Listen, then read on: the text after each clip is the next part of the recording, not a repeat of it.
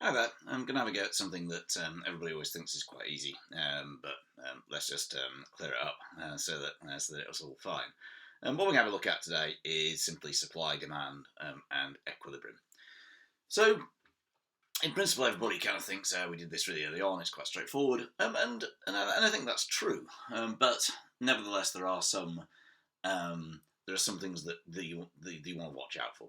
So let's look first of all at the individual curves. So if we look at demand, then everybody knows that demand looks like this. There's quantity and there's price and there's a demand line. But what people tend not to fully appreciate, is that a demand line actually shows you two things. When you first talked about demand, you're always thinking about the quantity. You're always thinking if price is P1, then demand is Q1. If price was to go down, then we get an extension in demand, we get a movement along, and demand would rise to Q2. It's worth bearing in mind that is the increase in demand. The demand curve isn't demand. Demand is measured down here. But I think what's more important is to appreciate that actually demand shows you something else. What it shows you also is it shows you a willingness to pay. What it's telling you is that for that unit, somebody would be willing to pay a price of, say, £7. And for that unit, somebody would be willing to pay a price of £3. And that's quite important, because what we're saying is that a demand line, sure, it shows you how many units are wanted, but it also shows you marginal utility or marginal private benefit, depending on whether you're looking at the value axis or whether you're looking at the quantity axis.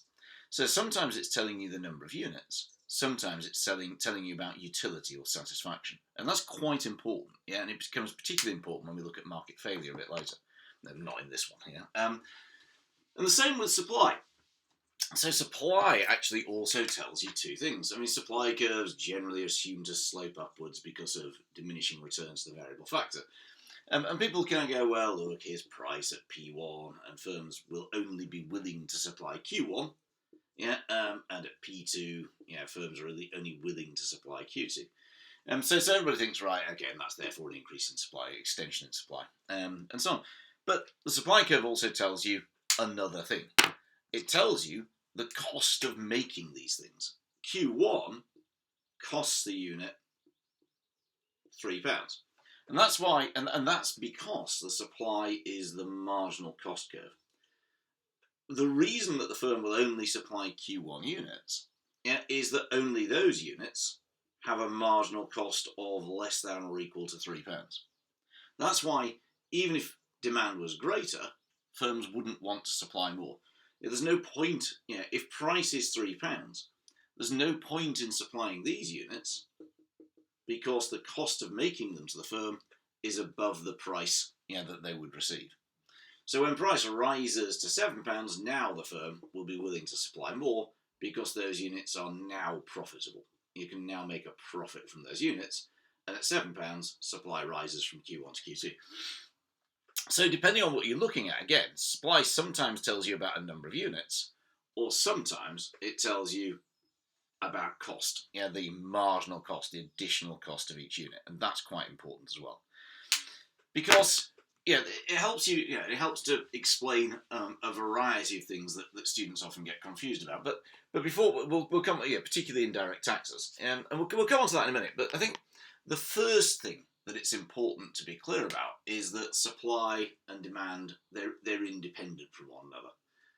So let's suppose we're in a situation here, with an equilibrium. That's an equilibrium because supply equals demand. Let's suppose that there is a sudden increase in demand to D2. An increase in demand, a shift in demand, doesn't cause, perhaps this is caused by sudden fashion or something. A shift in demand doesn't cause a shift in supply. If demand rises to D2, then at the original price, let's call that $10, at the original price, there is now more demand than supply. Supply remains at 50 units, but demand is now 80. Why don't the firms supply 80 units? And the answer is what we said before. It's simply not profitable to do so. We said that supply is a marginal cost.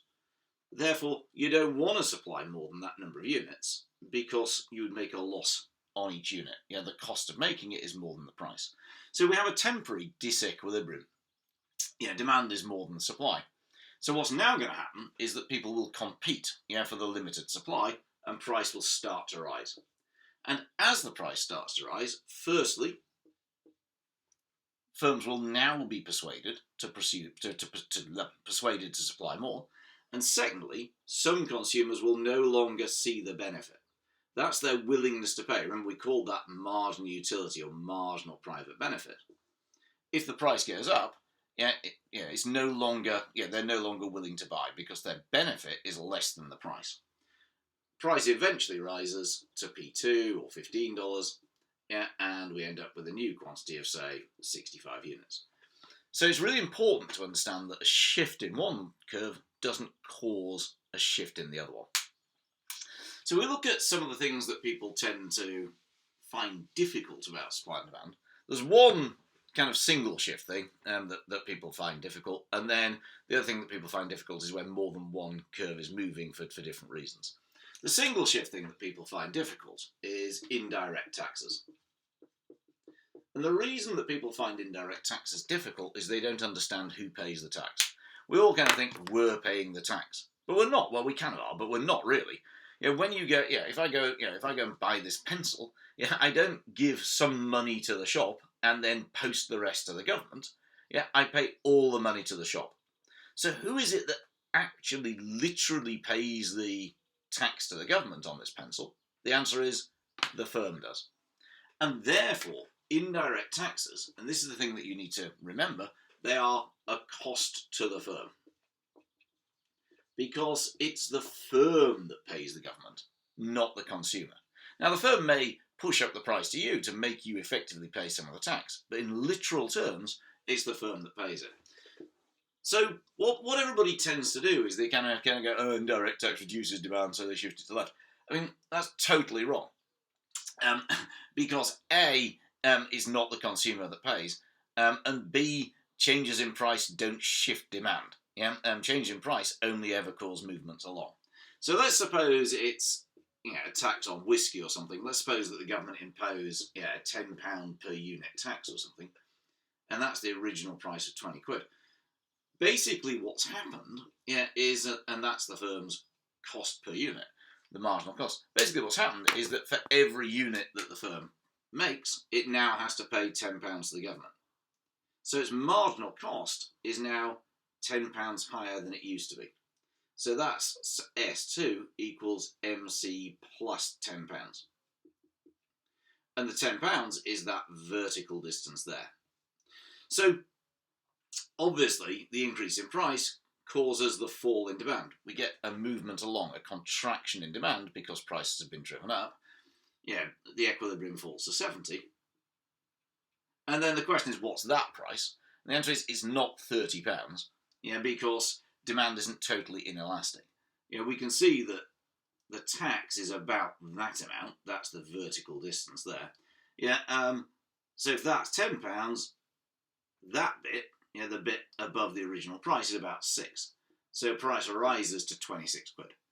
So that's the first thing. That's the first thing that people find difficult. If you want me to do something separately on indirect taxes, let me know. The other thing is just where we've got more than one line shifting at the same time. And this particular multiple choice thing, although there have been short answers on this. Let's suppose that there is an increase in demand and an increase in supply. So let's suppose that there are new production techniques. And what they do is they reduce marginal cost.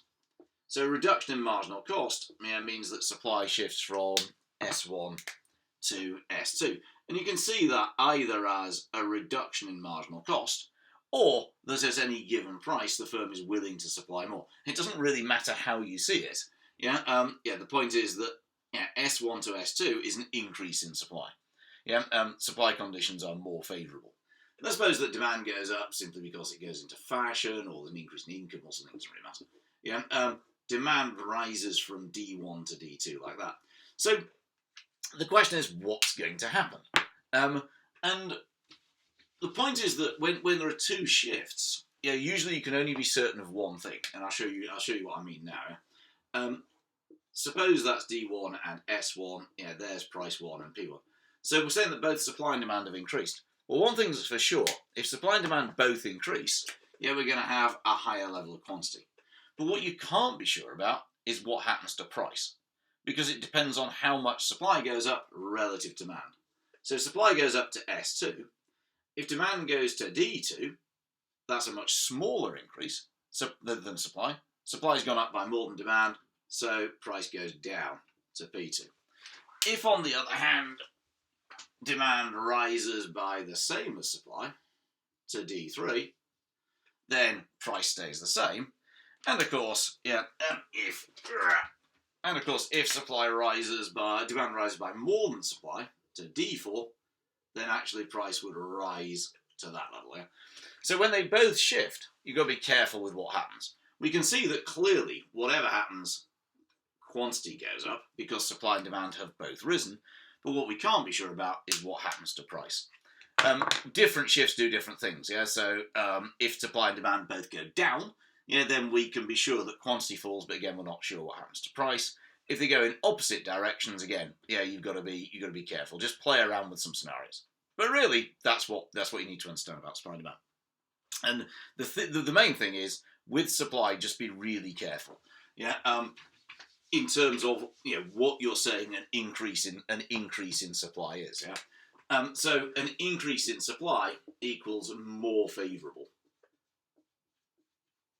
So supply is shifting either rightwards or downwards.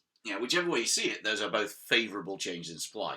Either the weather is nice and crops increase, or the costs of production fall.